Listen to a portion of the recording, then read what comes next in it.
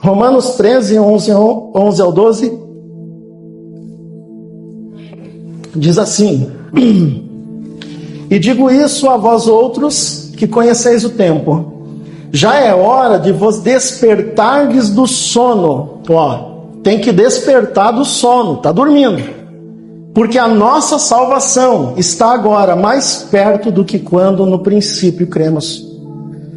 Vai alta a noite e vem chegado o dia. Deixamos, pois, as obras das trevas e revistamo-nos das armas da luz. O inimigo ele tem criado um ambiente propício ao sono. Eu sei que tem pessoas que nem a minha abençoada esposa, linda e maravilhosa, que foi agraciada com um dom. Ela dorme de qualquer jeito, em qualquer lugar, em qualquer situação. Então, ela tem esse dom. Isso é uma graça de Deus. Isso é uma graça. Tu conseguir descansar em qualquer lugar. Isso é uma graça de Deus. Mas normalmente, a maioria das pessoas para dormir precisa o quê? O básico. Tá escuro o quarto, escuridão e conforto. E nos últimos tempos nós vemos que a igreja está perdida numa ignorância por causa das filosofias do mundo, que foi introduzida na mensagem da igreja. Então a igreja está com um espírito errado usando a palavra de Deus. E ela está confortável. Como é que eu sei disso?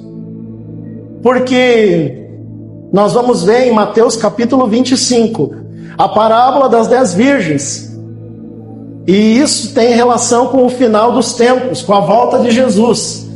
E quando nós vemos essa parábola, nós vamos ver 10 virgens, 5 prudentes, que levaram azeite a mais com a sua lamparina, e 5 que eram loucas, que não levaram azeite a mais na sua lamparina. O que elas estavam fazendo, essas virgens, nessa parábola? Esperando o noivo que ia passar. Na cultura de Israel, o noivo saía da casa do pai, e ele passava nas ruas, e as pessoas iam acompanhando até esse cortejo com lamparinas até o casamento. E se você não tivesse a luz, a lamparina, você não entrava. Então era uma forma de comemorar um casamento. Por isso Jesus usa como uma parábola, como um exemplo. Nesse texto nós vemos que as 10 virgens, primeiro, elas têm a lamparina acesa, mas 5 têm azeite de sobra. Segundo, nós vemos que o noivo demorou. Pedro diz, por mais que nós achamos que Jesus está demorando, ele é, na verdade, paciente e misericordioso e não quer que ninguém se perca. Então esse pensamento de que Jesus não voltou até agora, ele não vai voltar, isso é um pensamento carnal, é um pensamento, uma filosofia do homem que nos deixa confortável como essas mulheres estavam. Tão confortável que todas dormiram. Não teve exceção. Isso significa que nos últimos tempos há um perigo muito grande da igreja estar dormindo. Vou firmar isso aqui com Apocalipse capítulo 3, do versículo 14 até o final do 3. A carta à igreja de Laodiceia diz assim, que ela é uma igreja que pensa que é rica.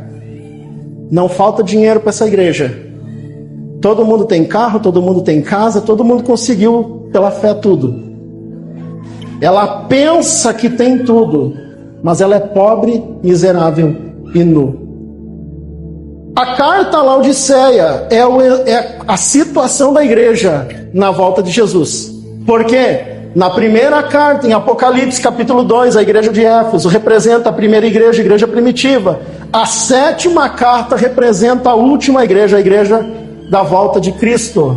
Como que eu sei? Na primeira carta que João escreve, ele diz assim, eis que logo venho, guarda o que você tem. Na segunda também, eis que logo venho. Na terceira, eis que logo venho. Na quarta, na quinta, na sexta, na 7ª. Ele não diz eis que logo venho, ele diz eu estou na porta. Eu estou na porta batendo. Eu estou já na porta. Então representa a igreja do último tempo.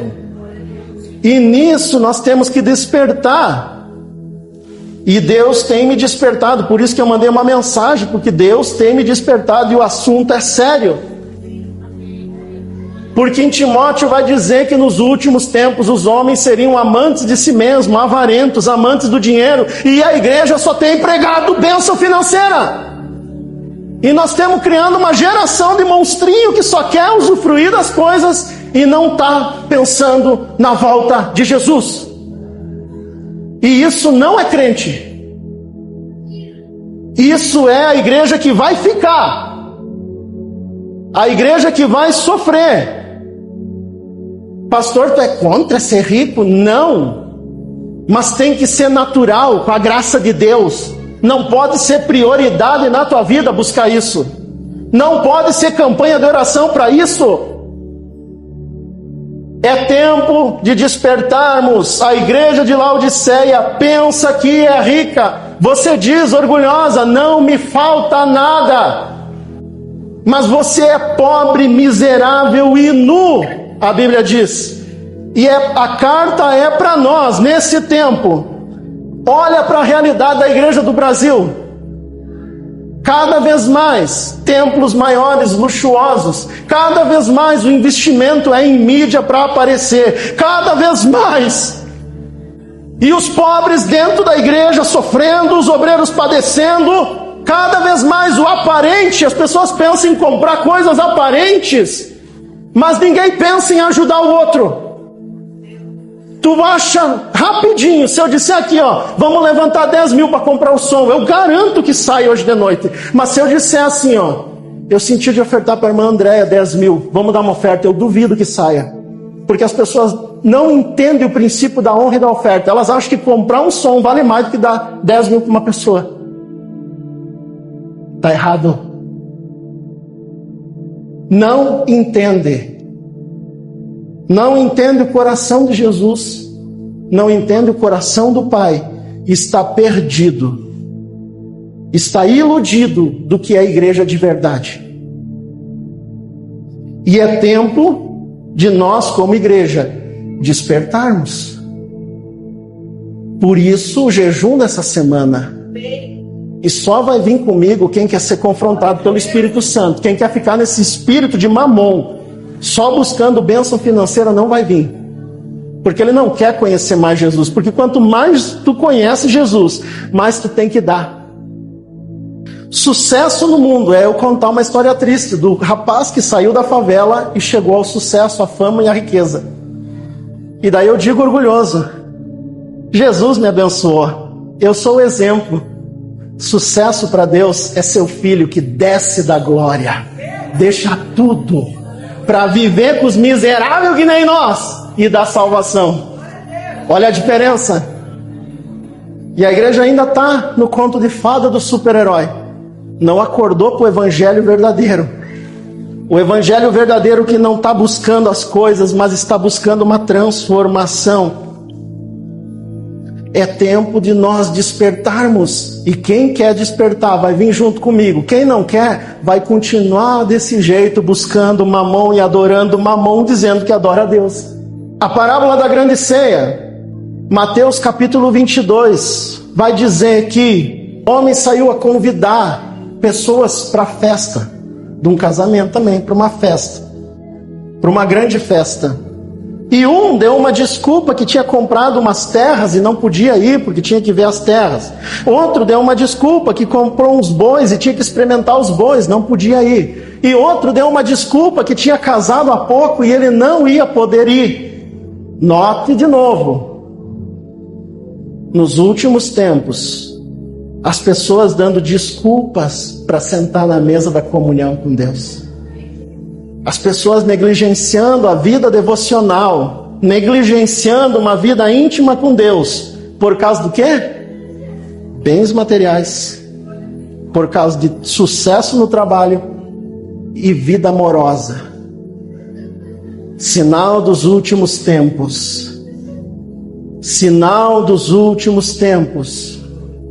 As pessoas serão amantes de si mesmo. E é tempo de nós despertarmos. É tempo de nós orarmos e dizer: Deus, me ajuda, tira Mamon de dentro de mim. Timothy Keller vai falar que o nosso coração, o coração do homem é uma fábrica de ídolos. Aqui dentro é uma fábrica de ídolos. Em pouco tempo, nós estamos adorando. Aí você vai dizer assim: credo, pastor, que mensagem pessimista sobre dinheiro. A Bíblia fala mais de dinheiro do que salvação. Sim, porque o único concorrente de Jesus é o dinheiro. Que ele diz assim: não pode servir a mim e Mamon. Porque a única coisa que ele compara com a prostituição e diz assim, ó, fuja da prostituição, não entre em tentação.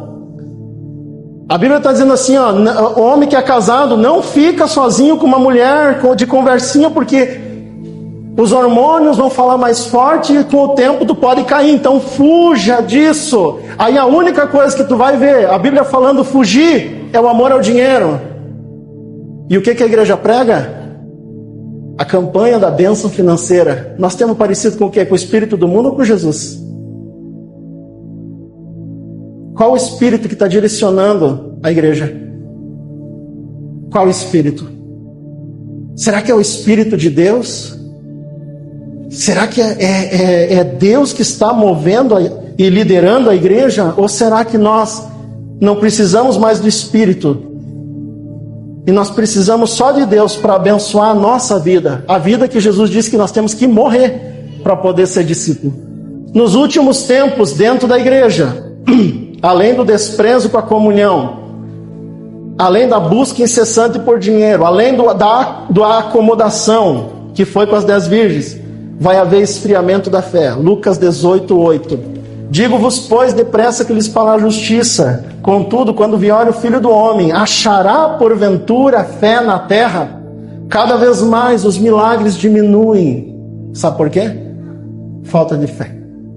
Cada vez mais a confiança nossa é na ciência, é na psicologia, é na dependência das coisas lá de fora. Por quê? Porque a falta de fé. A igreja está perdendo a fé. E nós estamos prostrados achando bonito. A igreja era posicionada, acreditava na criação de Deus. Aí vem Darwin e diz que não. Lança uma teoria da evolução. Teoria! Porque ninguém sabe a verdade. É teoria. É uma escolha acreditar na fábula de Darwin ou tu acreditar na Bíblia. É teoria. E devagarzinho ela foi infiltrando, entrou no colégio, e daqui a pouco os pregadores já disseram: não, tem tudo a ver, a ciência e a religião. Não, aconteceu mesmo, o Big Bang era Satanás caindo do céu. Viu que já vai entrando, e aos poucos nós vamos aceitando, e a filosofia do mundo vem entrando.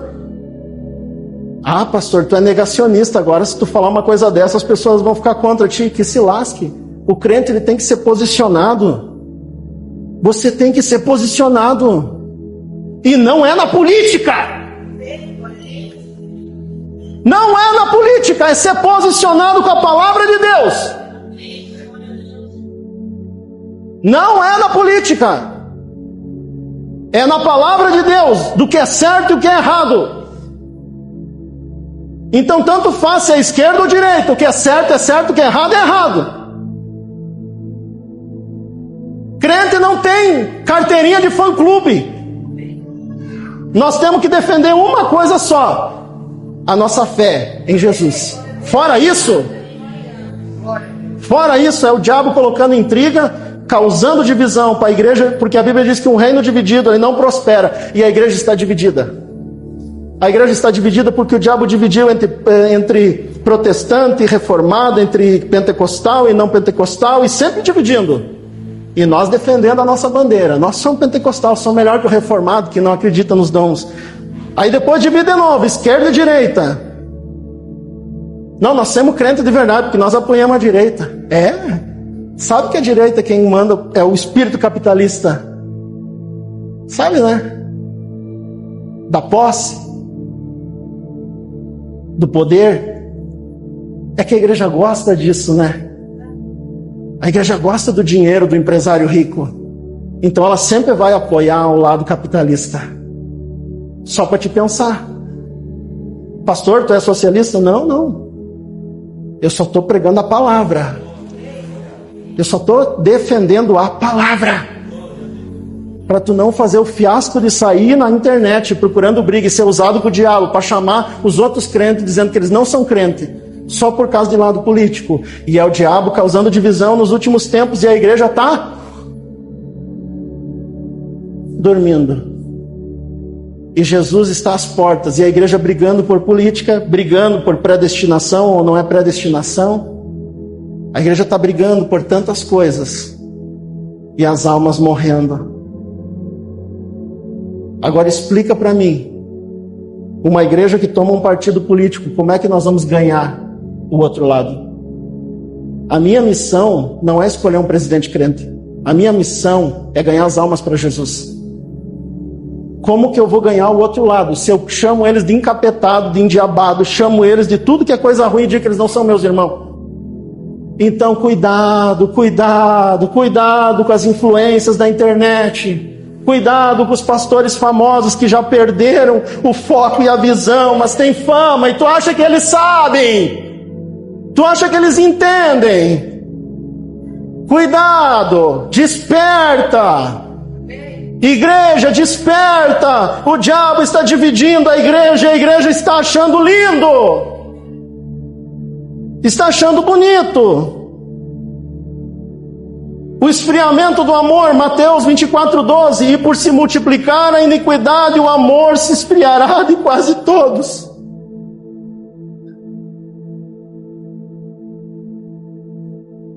As pessoas passam necessidade do nosso lado e a gente vem para a igreja para pedir mais. O amor está esfriando. Nós não temos paciência para visitar alguém, um velhinho, para visitar alguém que já não tem nada a oferecer. Nós estamos na correria, o amor esfriou, eu tenho que conquistar, pastor, desculpa, eu não tenho tempo de amar, eu não tenho tempo de servir, eu não tenho tempo de visitar, eu não tenho tempo de mandar uma mensagem, de dizer eu te amo, porque a minha mente é só trabalho, e eu preciso ganhar dinheiro, porque eu tenho que pensar nos meus filhos e na minha vida. O amor está esfriando. Acorda, igreja, por isso vamos jejuar e dizer: Deus, nós nos arrependemos, Pai, nos arrependemos pela nossa falta de amor. Essa semana é um jejum, nós nos arrependemos pela falta de fé, nós nos arrependemos. Mais um ponto, antes de eu concluir: o esfriamento espiritual vai ser notório na igreja. 2 Tessalonicenses, capítulo 2, vai dizer que Paulo começa o capítulo dizendo assim: olha, não acreditem em pessoas que estão dizendo que Jesus já voltou, porque para que Jesus volte, para que Ele leve a igreja, leia lá o texto, quem acredita em arrebatamento da tribulação, leia o texto com calma, leia com calma. Antes que Ele volte é necessário o quê?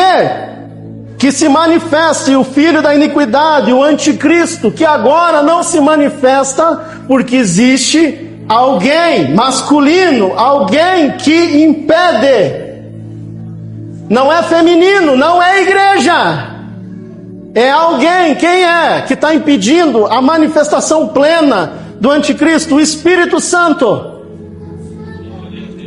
Mas a igreja está esfriando, a luz está diminuindo, e quando a luz diminui, começa a apagar aqui, o que vai acontecer? As trevas vão reinar. Então o Espírito Santo, as manifestações estão sendo mais esporádicas.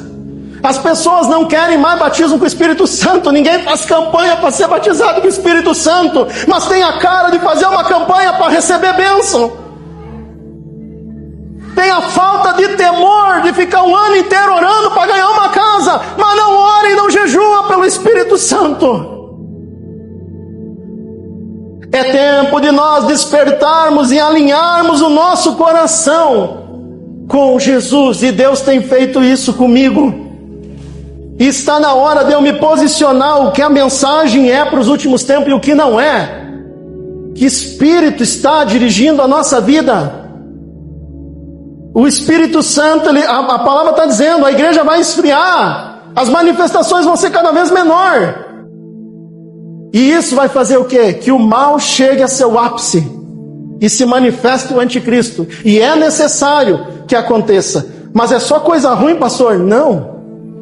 Na parábola das 10 virgens, quando elas estão dormindo, alguém vem gritando e diz assim: lá vem o noivo!